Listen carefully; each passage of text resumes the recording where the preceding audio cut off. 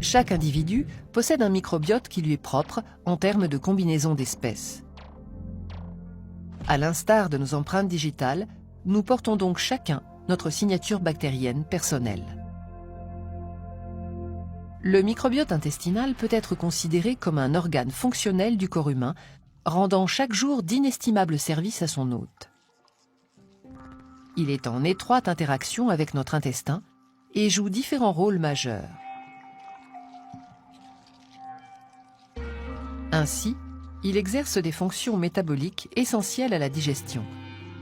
Une fraction des aliments, comme les fibres alimentaires, et une grande partie des glucides n'est pas digérée par nos enzymes dans l'intestin grêle. Elle est dégradée par le microbiote dans le côlon. Cette communauté intestinale assure également un rôle de barrière contre l'invasion des micro-organismes pathogènes responsables de diverses maladies.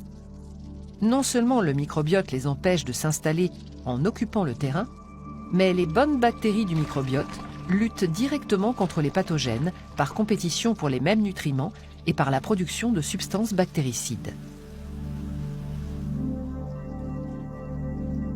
L'intestin représente le premier réservoir de cellules immunitaires de l'organisme. Ces cellules, des globules blancs, jouent un rôle primordial sur le microbiote en faisant le tri entre les bactéries nocives et celles qui, au contraire, sont bénéfiques pour la santé. Le système immunitaire influence donc la composition et la diversité du microbiote et il s'avère qu'en retour, le microbiote active et influence le système immunitaire.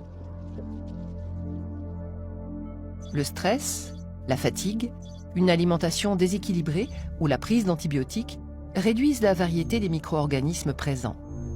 Or, leur diversité est fondamentale.